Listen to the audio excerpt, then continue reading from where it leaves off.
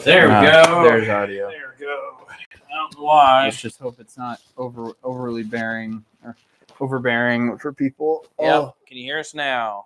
as long as we're not too loud for everyone's ears Yep. now. All right, we've got the action here. Good. Well, hey, it's a good way to start off the first one of the year, huh? Yeah. All I guess you right. could say So that. now that we got that settled out, so we're streaming live. We're asking and listening, asking for your questions. Feel free to throw them in the chat. We're going to talk about some news stories and things that we find interesting. And my name is Shawn Walsh. I'm your Emerging Services and Technologies Librarian, and with me is... I'm Charley, the Guiding Ohio Online Learning Coach here at the Public Library. Yep. All right. Okay. So again, we're flying just the two of us, so that's why it's kind of fun a little bit. So we'll go ahead and get started. Do you want to go ahead and jump on to a story real quick, Charlie? I like that Sure. one right there. What, the IKEA? I like that one. All right, so we're going to talk about IKEA, one of Sweden's craziest furniture brands that we know and love in many ways, shape, and forms. Mm-hmm. But they're working with, well, I think they kind of talked about this a few years ago, because from what I've read, they've been working with a company that runs AI drones. And what these AI drones do is they help count stock in their warehouses and their stores. Not necessarily in store, but kind of like in the back warehouse, mainly away from people for the most part. But now, IKEA wants them to work in unison with its human counterpart.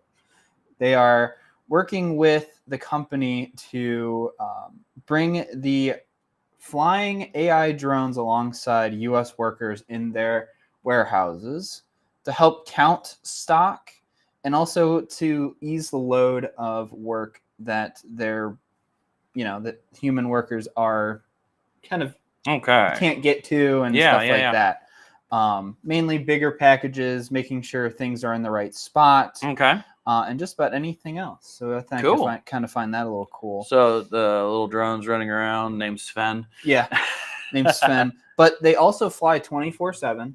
So even while no one is in the warehouse, they are flying and checking. I wonder if they're like a Roomba and they go home to charge periodically. Mm-hmm. They'll have to, because there's no way that there's no way the battery lasts that long. Yeah. But for the most part, it seems like they're slowly pushing it into the United States as they have kind of just started bringing it over. Mm-hmm. Their first location is going to be Perrysville, Maryland. Okay. Where they'll have the AI upgraded drones. Oh, that's cool. That's cool. So we'll see how it goes. And they have already kind of pushed us across their whole European map. So we'll see how it goes. But they've said that for right now, it seems to be working quite well. Oh, that's cool. I can see warehouses to me make perfect sense to have drones as part of the inventory force or collection force or whatever. I mean, I could see a Costco, a Sam's Club, a Lowe's, Home Depot, like Menards, stores, any of those warehouse stores. When no one's around the drones. Mm-hmm. I was at a grocery store about a year ago, out in far western Pennsylvania, and they had inventory robots and spill robots. And so they were patrolling the store looking for spills and other things, but they were also scanning the shelves to look for gaps, which I found really fascinating. Yeah. So so very cool. It seems interesting, but yeah. I'm surprised that Amazon hasn't been doing this, and maybe they have. We just never heard of it. Well, I think Amazon's been pushing the more, we're delivering it to you with drones, more than the let's start with the let's help the workers first. Yeah. Yeah. Because that tends to be some things with some places. Exactly. But anyway, that's cool. That's cool. So, in a similar vein, because I was while I was driving home from Columbus from this weekend, I was behind a car carrier pulling new Amazon Rivian delivery vehicles. Ooh, okay. So actually, conveniently, I just saw one as I was out in Mayfield Heights this weekend. Delivering? Yes. Okay. It was actually a working van being driven by an Amazon delivery driver. Yep. And I actually got to see it running in person. Yeah. Which was kind of cool. So Amazon, we're used to seeing the Sprinter style van, similar to our Stan the Tech van, but they've been partnering with Rivian to go with a more electric fleet. And it's kind of fascinating. They are running into some hurdles right now because of supply chain issues. I don't think we're going to get out of supply chain issues for another 5-6 years, in all honesty, when it comes to certain things. But it is kind of fascinating to see them out and about. I didn't know it was Rivian because it's not really branded Well, because Amazon doesn't want to make a big deal that's about true. it. So I had to look up who was making them. And it's a cool looking vehicle. It's very interesting. It vaguely reminds me of the Prius because the wheels are covered for aerodynamics That's a little true. bit. Yeah, they're flat caps. Yep. And then the fenders are low. So Mhm. actually, this is a nice throwback to anybody who grew up with vehicles from the 70s and 80s where you had the covers that go over your back, your rear wheels, the separate covers that kind of dropped it down so you only had like half a profile showing. Yeah. That's what these vans look like is like a 1970s, Eldorado with the rear wheel covers. It was pretty cool. I never quite figured out if you had to remove those to change a tire. I assumed so. You probably have to. Yeah. Because you can't access the bolts either way. Yeah. It'd be Because too it's much right above the bolt pattern. It's also too tight. Yeah. To get something. in Yeah, there to absolutely. take it off, but So. Yeah, no, it was actually kind of cool because like you don't. I knew they were rolling them out, but I never knew how quickly they were going to make it here. Mm-hmm. And Yeah. to kind of see one going around, and now, well, I kind of figured it was Rivian doing the vans, but they were kind of low key about spotty about it. Yeah, they were like, real "Oh, low-key. yeah, we're working with somebody on this, but we don't know who yet." Yeah. Yeah. I mean, it's no better than who's making the ones for the Postal Service? I'm not sure. I do not think it's a Tesla. It's not Tesla. No. It's not Rivian. I don't think it's the original manufacturer of the original ones. Yeah. I don't know. No. It's I know that there's a lot of places like FedEx is working with. I forgot the name of it now, but they're also working on getting electric fleet vans out there as well. So I'm seeing definitely turnover for electric fleet vans and more compressed natural gas again, which there's a hub near me for I can't remember the name of the food delivery company, but they've been around for years delivering food. Swan, yeah. And they've always used compressed natural gas, and I'm seeing more and more of that as well. Well, it's like how Lake Tran up here uses some of their buses. They're both compressed natural gas and electric. They have electric buses as well. Yeah. And it is, after talking with them, I mean, there is a cost savings to that for diesel or gasoline. By far. Yep. So what other stories do you have? Let's see. I don't know if I want to go on there. And what Charley, again, I'm just going to, as people join in, feel free to ask us questions in the chat. We'd love to talk with you, and whatever technology questions you have, we'll try to answer live. And if we can't, we'll get back to you and get you an answer. So we're out here listening, and we're going to talk about technology stories we find interesting. So I guess with the latest Google hardware event, they were announcing the Pixel, some new watches, and other devices. Yeah. But what really overshadowed and trumped the entire event was Gemini.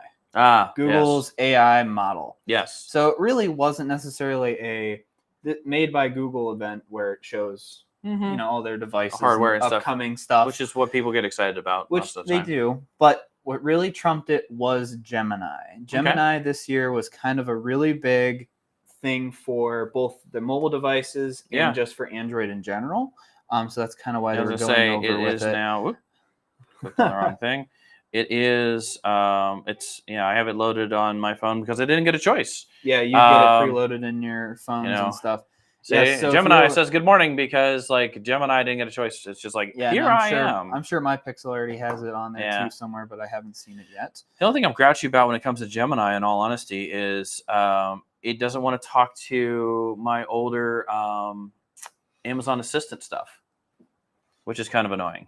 Yeah, they were talking about how it's supposed to be this kind of slightly unified AI, but it really doesn't seem really want to work with a lot of things. But so essentially the first 25 minutes of the show was talking about Gemini AI models, how they're putting them into their hardware stack or the software stack. Yeah, I knew what you meant. Well, I mean, I know what you know what I mean. They need to know what they you don't mean. know what I mean. They need to know. Okay. But that kind of thing. So, and they were also just demonstrating Gemini Live. Yeah. So essentially, the Google Google Lens type deal that they have. It's fascinating. All of these products that I've been tinkering with over the last decade and a half have all sort of distilled down into Gemini. Yeah. Well, more into an AI model that's supposed to do it better than the previous. Better. I mean, again, think about how AI is still kind of in a way developing in many different ways, but it was funny to watch because I was here watching the event while it was unfolding. And they were trying to get the Gemini Live model to work on a Samsung Galaxy S24 Ultra. Okay. So newer than mine. Newer than yours, relatively off the, right off the production line, whatever. Yeah. It had such a hard time. So it was like the Tesla event where he broke the window, so it was like a menu. Yeah, exactly. It was like a menu with concert dates. Okay. And so he took a picture of it and he said, "Okay, Gemini, I want you to see if this lines up with my schedule for the concert that's supposed to happen in San Francisco." Oh, fascinating. Okay, so it was cool. Yeah. It was cool to see that he tried. Well, Gemini had some hiccups. Of course. Let's just say it took one replacement sample phone. Oh, wow. To get the thing to work. So I don't know if it was something with the one phone or if it was just it could not understand what it was trying to do. Yeah.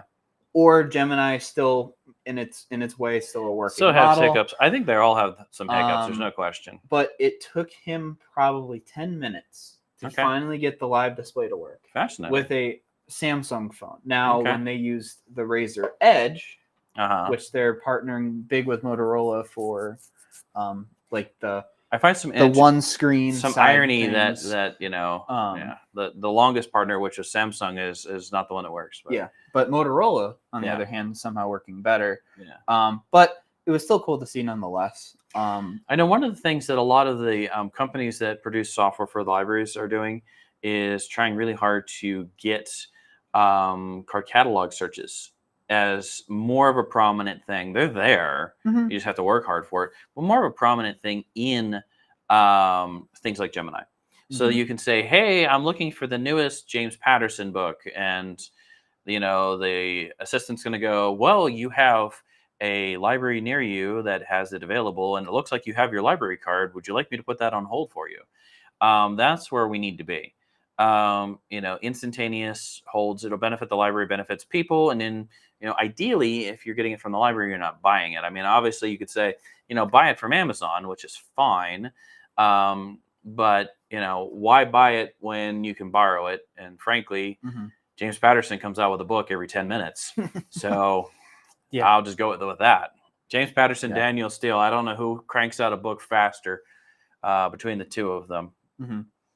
So kind of in my vehicle vein, because I'm doing vehicles this time. Usually it's all Charley. Yeah, usually I'm the one doing vehicles. So for a long time now, a lot of manufacturers and entities out there that work with vehicles have been trying to kind of standardize and come into a wireless technology for communication between vehicles.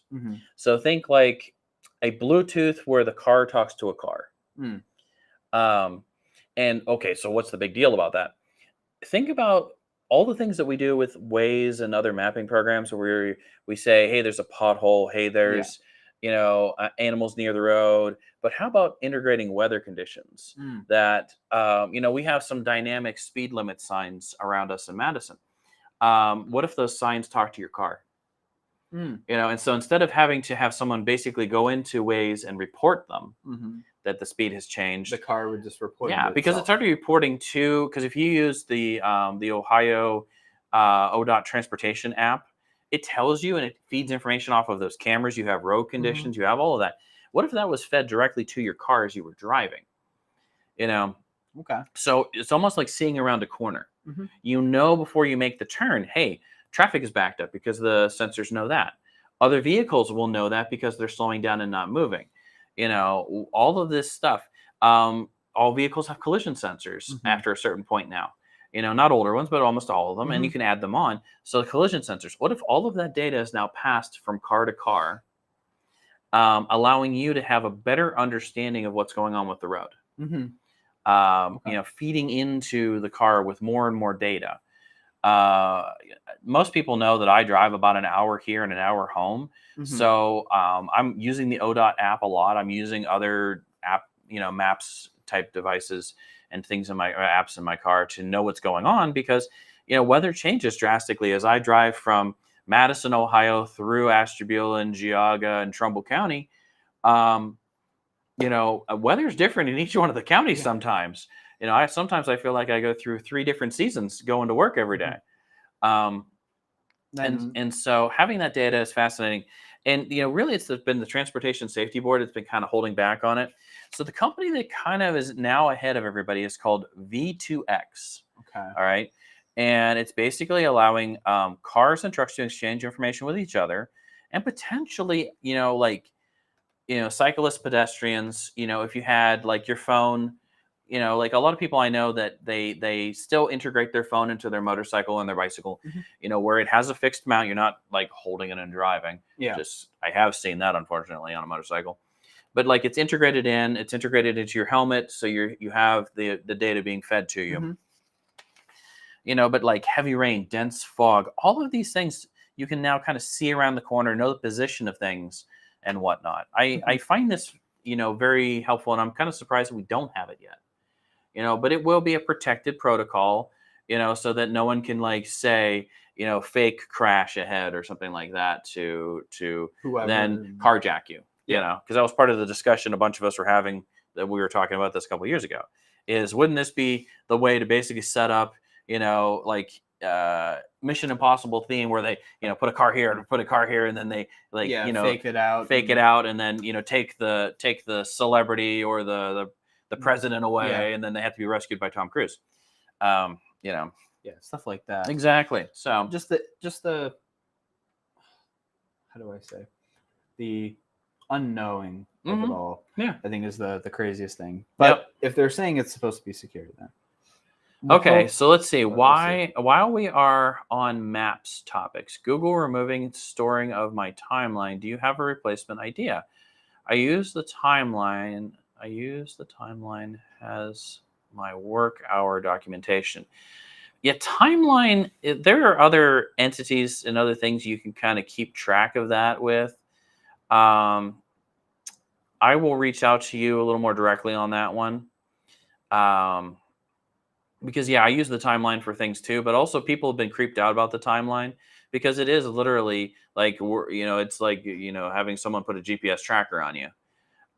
So I can reach out to you. We have your contact information. I'm going to reach out to you directly about some timeline things for work. So thank you. That's a great question. Feel free to always ask us questions as we're talking. We appreciate that. Okay, let's do. That one's not very exciting.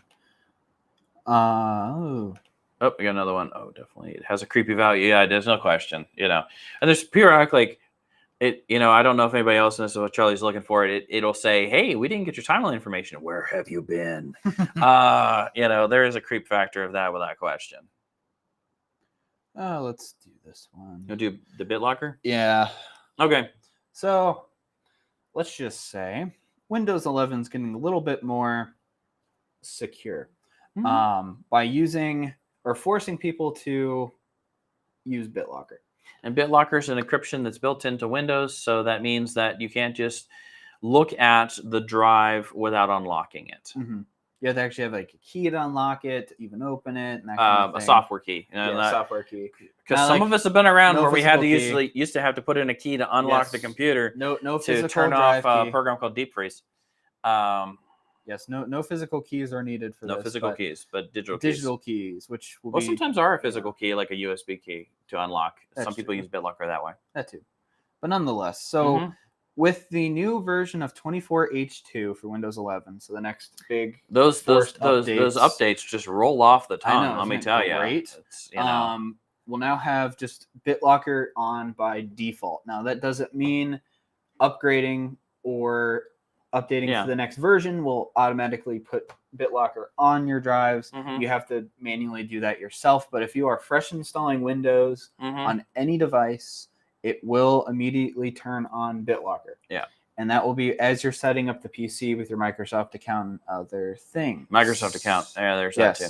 So now, mind you, when you set up your account, it will ask you if you want to enable BitLocker and stuff like that. So you still get the option of saying yes or no. But they are trying to enforce BitLocker a bit more than they have before. I'll be honest with you, more and more locations that have cybersecurity insurance.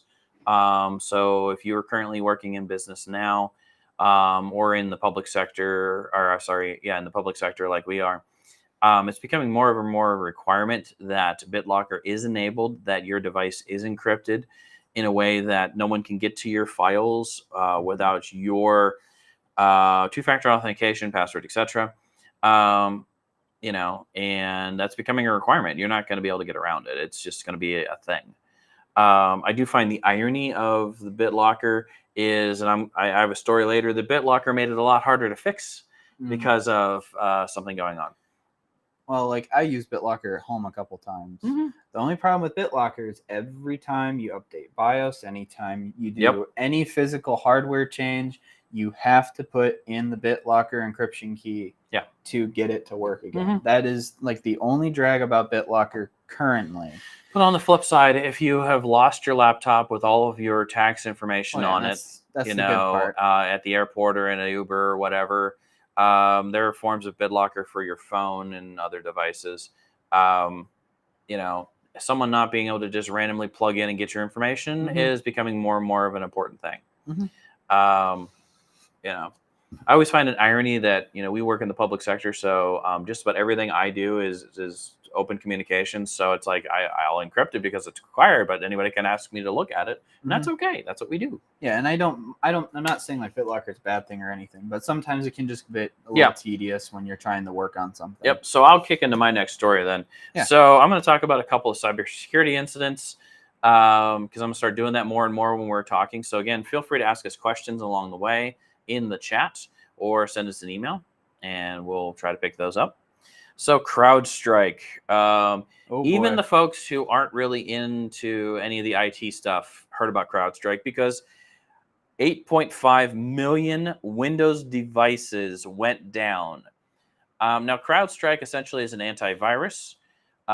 They sent out an update. The update broke Windows computers. CrowdStrike runs on other devices. It runs on Linux. It runs on, I'm pretty sure it runs on Mac as well. I know Linux for sure. I know it runs on just about anything. Yeah.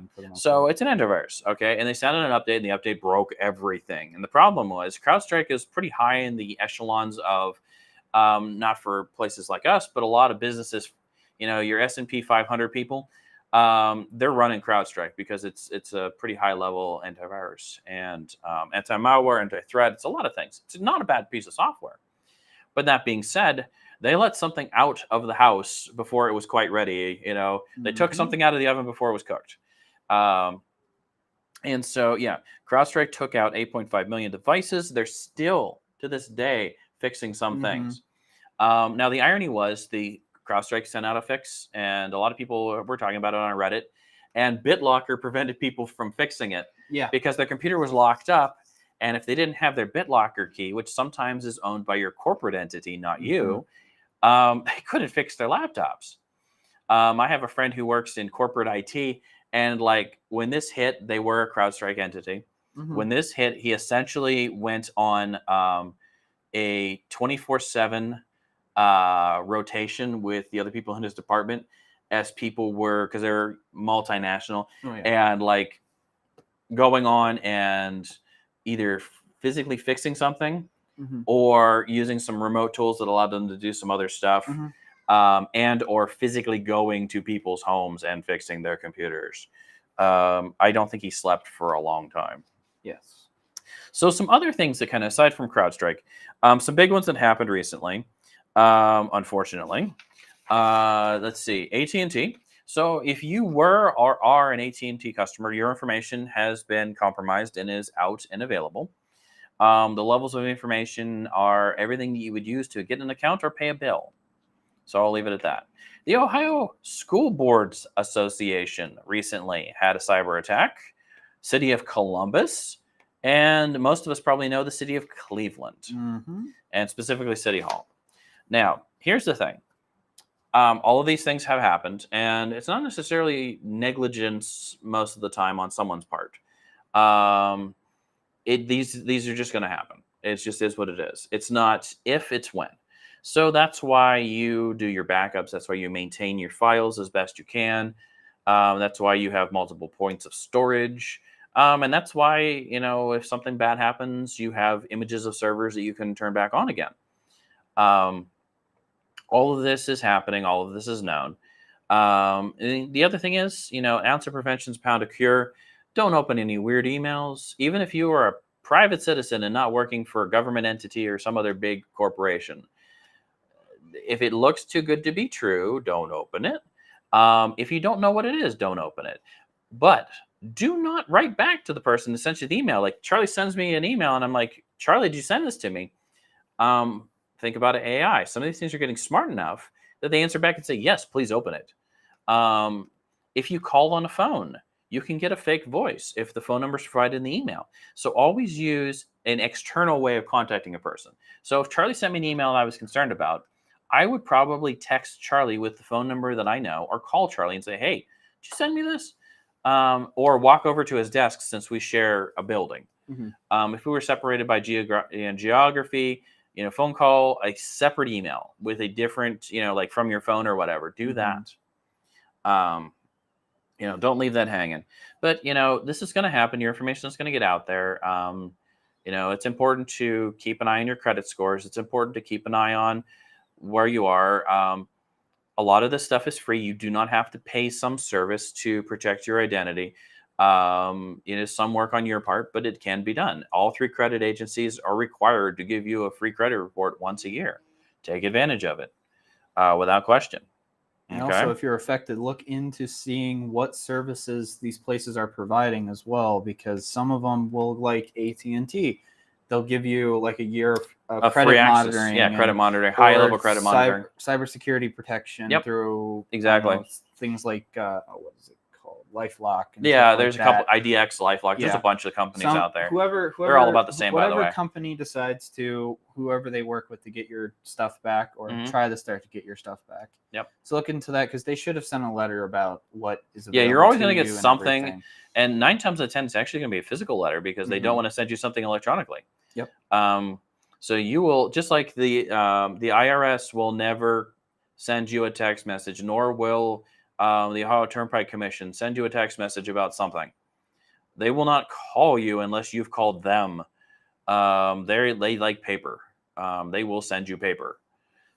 So stuff like that, because there was a big hack, or not a hack. There was a big scam going around where anybody who had or thought they had a Easy Pass. Even if they didn't have an Easy Pass, they were getting a thing saying your Easy Pass is, you're overdue and you're not going to be able to travel on the Turnpike and blah, blah, blah, blah, blah. It was a text message. And I actually knew some ODOT people and they said, yeah, this is a nightmare. So just be aware. I'll talk about like 1 or 2 more things because they all kind of tie together for me. More scams are involving cryptocurrency, and because people don't understand how cryptocurrency works, because it's not intuitive. So if you don't understand cryptocurrency, by the way, don't feel bad. Blockchain cryptocurrency, it's not easy to wrap your head around because it's not quite ready for prime time. Like when they start selling cryptocurrency gift cards at Walmart, that point, most people will understand how everything works. Until then, it's still a little bit up in the air, and there's some things that are changing rapidly all the time. But one of the big scams that's happening right now is it's the same scam that's been happening for years. They've just changed their MO a little bit. For years and years and years, people have met someone online or met someone through the mail or met someone somehow that needs money to solve a problem, like, your granddaughter is trapped in a foreign country. Please send money so that she can get a plane ticket, is a pretty common one. Or, you meet someone online, whether it's on, I don't know if Farmers Only is still around, but Farmers Only or Christian Mingle or Bumble or any of these online dating things. And like I said, I even purposely threw in Christian Mingle and because they target these sites that are considered wholesome. They go everywhere. They're considered wholesome, and they're out there. And what they're doing is they're not having you do the traditional something with your bank or a credit card, because those can now be stopped and mitigated. Cryptocurrency and gift cards, straight up gift cards like Target gift cards, are their choice of money. And so you're redeeming a gift card, you're buying a gift card, you're buying cryptocurrency. So our watchers, our listeners, whatever, you probably have heard this from many people, but I'm going to continue on. Be very wary of someone online. Even if they think you've fallen in love with this person, they're your best friend in the world, they're going to be your new partner, you're going to make millions of dollars. If they start asking you to convert things to cryptocurrency, and you let it go and it truly is a scam, you are never going to see that money again. And it's going to be thousands of dollars. People, I was reading an article, it's a entity called Crypto World, you know, draining life savings of many, many Americans, entire life savings. Everything you worked for is gone. So I don't mean to be a Debbie Downer or Donald Downer or whatever you want to call it. But just be very wary that they're targeting cryptocurrency over credit card and or other payment methods. And my last big one, even though we have public charging stations here at the library, do not use public charging stations if you are not sure who the heck they are. If I was a bad, nefarious person, I would put up something that looked really good at a convention center or an airport and wait for you to plug in. And I will provide you power. But while I'm providing you power, I'm also providing myself your data from your phone. So the FBI literally now is saying, hey, you need to be cautious of these things. Because they're out and about and everyone's like, oh, my phone is almost dead. I need to take 16 more selfies and upload something to TikTok. Please, I need somewhere to plug in. Because I was at a convention center and I literally watched all of these people plug into a public charging thing. It didn't have a label. It didn't have a manufacturer. Like, nope. AEP provides power stations. Even then I would be wary on those. It's funny. It really is. More and more people just like, I need my data. I'm going withdrawal without having my phone. I need to plug in. So that's kind of fascinating. So what else you got, Charlie? Let's see. A lot of more about AI things. That's just boring. I guess Pixel phones were sold with security vulnerabilities. Yeah, that's happened a couple times before. Yeah, so it's not necessarily like a absolutely terrible thing. It's just they've been selling since September of 2017. They included essentially like an app that's supposed to show as a demo at a store. And they've been pushing this through the Pixels ever since 2017. And they have not removed it with any security updates whatsoever. I see. And the joining software company has not updated and or maintained the security since then. Wow. So essentially this app is just a backdoor for people to get into and start accessing your phone, no problem. Though with a incoming security update will remove it from all Pixel's devices in that sense. Yeah. Is what it says. These things are out here. We call them bloatware, the apps and things that are on your PCs and your phones that just come, and generally you can't remove them. Your carriers are famous for putting things on there like, okay, I have Verizon or I have AT&T or I have T-Mobile or and there's like some app that you can't get rid of. Some of those are the lowest common denominator, and they're not really paid much attention to. And so they could be a vector for someone to do bad things to you, unfortunately. So feel free to ask us questions as I'm talking. Feel free to ask us questions in the chat. We'd love to talk to you. Yeah. We'll answer some of your questions online. Yeah, but for the most part, I mean, it's just an APK that just needs to be removed is what it says. But so APK is a file that loads on Android. It's kind of like your installer. Yeah. Essentially just runs the app, no problem. Yep. For the most part. What else is here? So I've got Google. So a judge, U.S. judge, and also European Union judges have found that Google is a monopoly and has used their dominance to reinforce their market position. Ooh. I know. So this is this is far from done. There's appeals and all that stuff, but essentially, many companies right now are under scrutiny. Whether it's Meta, which is Facebook and Instagram, or Google, or Apple, actually, and Microsoft have been looked at recently again. Whether their prevalence is market dominance in a way that's unfair to competition. Now, what's this going to do? Nothing really for a while. Like I said, there's a whole bunch of appeals, but I find it interesting that it did move through a bit forward. So I was kind of reading through what, so what happens? Do they break Google? How do you break Google up? What do you break Google up? Well, Google's kind of like 2 or 3 different things at once. Google makes their money through advertisements. They don't make money through selling devices. They don't make money through their search. They make money for advertisements. Advertisements and analytics. That's where they make all their money. So one of the discussions was, well, why don't we separate search from ads? Which is fine, except you're then still dealing with 2 companies that kind of interlock anyway. Because the search is an ad, the ad is a search. The same thing with the devices, you know. So it'll be interesting to see how they break it up. Someone had suggested, I thought this is interesting. Some rivals want to split Google's advertising. We talked about that. Or another solution is to force Google to share their data so that everyone has access to the Google data to make better searching. That's literally saying, okay, the search department, we're not talking about the ad department, search department. Let's give you everything that you do over to Bing. I don't see that happening. Yeah, no. A unified search is wonderful in a lot of senses, but I understand the segmentation of markets and things like that. So it'll be interesting to see how this kind of rolls out. I mean, if Google gets hit, darn well Apple, Meta, and everybody else is going to get something. And there are times to break up companies. I think we all, at some point, especially Ohio folks and Western Pennsylvania folks, Standard Oil and the steel industry and some of that stuff, we watched and read about monopolies and such like that in our history in this area. So that's what's going on there.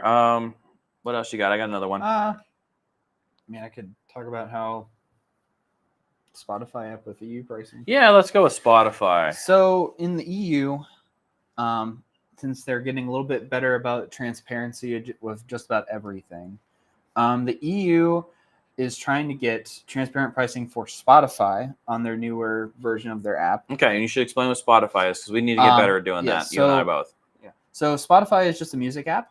It streams music to your phone without really having to buy or purchase music. But you do pay a subscription to use it in faster ways or slower ways, however you want. Less ads, less junk. Yeah, less ads and stuff like that as well. Downloading stuff to your phone as well, so you can play them offline. But recently, EU has been pushing more price transparency for all subscriptions. So like you see it, the price right up front. If it's how do we say it? Like a marketing price, or if it's actually the legit full price. Yeah, like your first 3 months are $3.99, and your next 2 months are $4,000 a minute. Yeah. I am a child of the 80s and 90s. We all knew about this whole give Columbia House a penny. Yes. And then what happens? When they really, really, really want to send you more CDs, and now you're like $80 in the hole. That's how the world was. You signed up for life with Columbia House. Yeah. Though the irony was that most people that were signing that up were kids, and it was hard to go after them legally anyway. Yeah. So the only problem is that Apple's being a little weird about how they're doing their payment method. Apple being weird? I know, it's not crazy. You still my beating heart. So with Apple users, on the other hand, the problem that's pertaining to them is that Apple is starting to control who they pay with. Specifically, they want you to go through Apple Pay. Yeah. They don't want you to use they don't want to use like PayPal or anything else. Yeah. Or if you do use PayPal, you have to link it to your Apple Pay for it to work. So Apple's kind of getting a how do I say, not necessarily death stare, but like the evil eye, stink eye from people. I'm trying to remember. There was 2 large entities that haven't accepted Apple Pay yet. And I can't think of who they are. There's 2 entities that just won't do Apple Pay, period. And I feel like they're the last 2 on earth. I could see that, but yeah, the main thing is that mainly we might start seeing more transparency. I don't know if the EU is really going to have any effect over here. It is kind of surprising. That's why we ended up with USB-C cables, because the EU said we're not going to do any funky cables. Everything's going to be standardized. And so that benefited us in many, many ways. Yeah. Yeah, it would be nice to kind of see more transparent pricing, because I really do hate oh, here's this deal, but oh wait, But wait, it there's goes more. up like $7 after the Yeah. first 2 months are over. It's Or like, like oh, any credit card thanks. insurance-y stuff. You know, you don't actually sit or through not the credit 40, card, yeah. 40 pages of fine print Yeah, no. about it, and Yeah, you're no. like, oh, okay, I should have Yeah, looked at that. No. No. Yeah. Yeah. So yeah, transparency is good in some ways and just weird in others. Let's see what else I got going here that I want to talk about. Feel free to ask your questions at any time. Instagram. So there was an oops with Instagram. So our friends at Meta, where I'll read off exactly what it said. This story is no longer available, which meant that your pictures, your story, whatever you uploaded to Instagram, just kind of went poof. It happened. It happened recently. If you did not get some sort of notification within the app itself, okay. If you didn't get any notification within the app in itself, you were okay. But if you got some kind of notification, your post is gone. They had some kind of bad. It wasn't a hack or anything like that. Just something happened, and they literally lost all of their data for certain people. And it just gone. So the reason I kind of bring this up is one, hey, this is terrible. It happens. But two, a lot of people put a lot of effort into storing anything in Instagram or on Facebook or in TikTok or Flickr or any of those online kind of cloud-based storage things. And people consider them safe because, hey, my device goes down, I still have my pictures up somewhere. And I'm not saying don't do that, but don't put all your eggs in one basket. I purposely, because I'm an Amazon Prime person, I have access to photo storage through Amazon. I also have my Google Drive. I also have something from Samsung, and Dropbox. And I try to make sure that not only do I have a copy on a PC, a copy on a flash drive somewhere in the event that something happens to my PC. And generally I have a copy with somewhere off site. So just in case, for heaven's sakes, my house burns down. But a lot of people are like, oh, well, everything's in my camera roll. We work with a lot of people who come in with their phones and they've gone from Apple to Android or vice versa. And now they don't have access to their photos, or they lost the password, or the person who had all the photos is a person in the family who passed away and no one has access to their account. Don't put all your eggs in one basket. The Instagram could lose your post. Instagram can lose your photos. So if you have pictures of family members that may be no longer with us, if you have pictures of your children or grandchildren when they were small and now that they are not, but you still want to go back and see them then, make sure you spread that data out. I always tell everyone when I'm doing my classes and things, you need to store things at least 3 places. One is somewhere you can access it quickly, whether that's your phone or your PC. One that you can access a little less quickly, that maybe is a flash drive or a portable hard drive.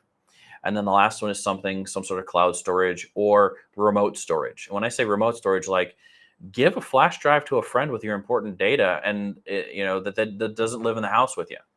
Again, heaven forbid your house catches on fire, a car drives through it. That seems to be happening a lot lately. I've seen cars driving into houses down by me in the Youngstown area and up here in Cleveland. So, hey, a car could drive through your house. Any of those things are kind of up in the air. So always make sure you at least have 3 good backups of things. And another story I wanted to kind of finish up with, and feel free to ask questions. I want to talk about where GPS is going. So GPS, Global Positioning System, uses a satellite for your device, whether it's in your car, your phone, or whatever, a satellite to give you the position where you are on Earth. So ideally, this is how you map your way to Columbus or New York City or wherever. Boats move, troop movement for the military is all done by GPS. The problem with GPS is the satellite is up there and you are down here, and there could be something in the way. Trees, mountains, you could be underground, you could be in a parking structure. How many times have you tried to leave the parking structure? Maybe you went to a play in Playhouse Square, leave the parking structure and like, okay, I got to figure out how to get home from here. And you're like, I'm middle of the parking structure. I can't program my GPS because it can't talk to anything until I get out on the road. So now I've got to find a way to get out of the parking structure, pull off, and be safe, because you don't want to do this while driving, please. Unless you can talk to your phone, and even then, not so much. That's out there. So, GPS is we've been doing GPS since the 90s, and it's been the de facto. It replaced something, okay? And inertial measurement unit. And this is what ships and other vehicles used for their absolute position before GPS. So naval ships, anything like that, cargo vehicles, they still have these, by the way, in emergency. They're still available on the vessel. But this is how they used to track where they were in the world. Latitude and longitude and all the stuff that GPS does, except it wasn't coming from up there. It was something that was right here in front of you. And so what some entities are looking to do is find a way to go back to I have a device that knows where I am and does not need a satellite to tell me where I am, because it knows what my inertia is, how fast am I moving, where am I moving. It knows my geolocation based on information, whether it's magnetic or any of that stuff. So I'm kind of I think this is really cool. So Sandia National Labs, they've been working on a interferometer. I just wanted to say interferometer for today. So interferometer is basically, we have them now. It's essentially a laser that tells me how far I am away from something. You probably have seen one at Lowe's or Home Depot, a laser measuring tool. And we've used them more recently to measure the distance from the Earth to the moon, and that the moon is technically moving away a slight little bit, and satellites and stuff. Interferometers use, light and other things to measure. And they're still fairly bulky things. You can't put it in your phone. And how are you going to measure light against, your phone's going to constantly be sending out lasers? Yeah. No, it's a little harder to explain, but essentially it's going to use a type of interferometer on, we're talking at the atomic level, small level. It's almost like quantum computing, using light to make calculations, but not really leaving the box. And so this interferometer that they're working on would allow you to essentially have a phone, and the phone itself knows where it is. It doesn't need a GPS satellite to tell it. It figures out on its own through other means. Whether it's, again, magnetics, it could also use GPS, but it'll be a combination of many things that if I was driving through a tunnel in Western Pennsylvania, I would not lose GPS signal. So that's where we're at with some of these devices. And it's kind of cool to see that we're going kind of back to a technology. So that also means all of these GPS satellites, which governments are now looking into as potential types of cyber warfare. Take out your GPS satellites, your troops don't know where they go. A solar flare takes out all of GPS. Now Amazon doesn't know how to deliver my packages. Yeah. So it is important to look at something that's self-contained and self-reliance. And to me, this is kind of like the sustainability, the homesteader of GPS. We're going to do it ourselves. So that's kind of the story I wanted to end on. Is there anything you want to talk about, Charlie, or should we wrap it up a little bit and see if anybody has any more questions? I guess we could wrap it up because all mine are okay, relatively small little ones. Yeah, so this is our first one for the year. You'll see us every month. And we're on at 11:30, and we're taking your questions. You can always listen to us we post it up on Twitch, YouTube, Facebook. We'll repost the video on Twitter and some other things because we can't go live on Twitter anymore because you have to pay things for the premium. Yeah, you got to pay money for it. So, we're going to debate that whole bit. But you'll see us out there. So, and this becomes a podcast. So have a wonderful day. My name is Shawn Walsh. I'm an emergency services technology person, and with me I'm Charley, Getting Ohio Online Learning Coach here at the Public Library. And have yourself a wonderful day. See you on the interwebs.